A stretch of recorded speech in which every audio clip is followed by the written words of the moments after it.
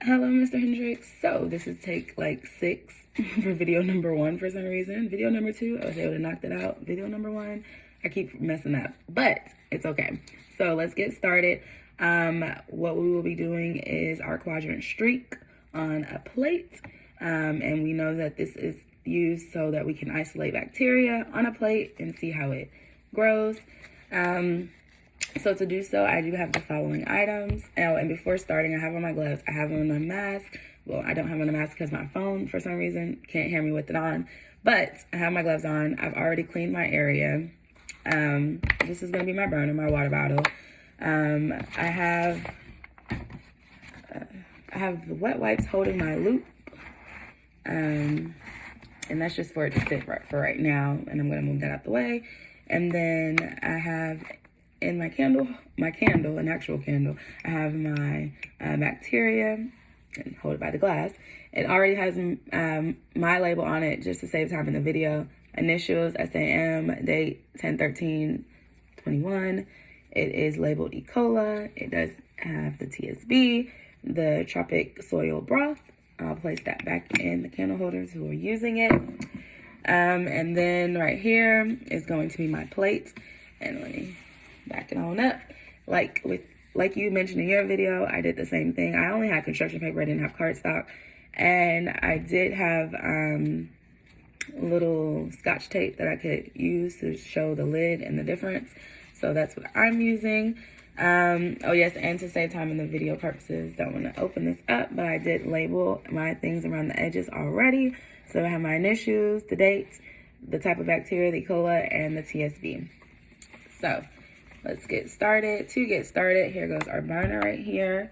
And we would light it, click, click, get that nice and hot and ready. We know that we would take our loop and we would put it in the flame for 10 seconds to get it hot, not damaging the handle though. 5, 4, 3, 2, 1. Then we know we want to bring our bacteria a little bit closer. And I'm just going to scoop this up for video purposes. And we would have it by the glass. And with my pinky, I would be taking the cap off. And I wish I would have been able to find a tube that I could just pull, but that's fine. We're going to rotate it for 3 seconds in the burner. 1, 2, 3. Then we're going to drop our loop inside of there, getting that cola, and take it out. We're going to put it back on the burner. 1, 2, 3. We're going to put our top back on, and I'm going to close that up, and we're officially done with that. And put that to the side. Now we're going to go over here. I'm just moving the burner out of my way. But yeah, we're going to go over here to our plates. And I am right-handed, so the way I do this, I don't want to expose it, but yeah. So anyway, we're going to take our loop and we're going to start in quadrant 1. And I already have it right here with quadrant 1. And I'm going to go up, down, up, down, up, down, up, down, up, down. And then I'm going to close it back up. And I'm going to place it back on the burner for 2 seconds. 2, 3. Then I'm going to rotate my plate to quadrant 2, 90 degrees. And I'm going to go from quadrant 1, not lifting it up much, but through quadrant 1 into quadrant 2.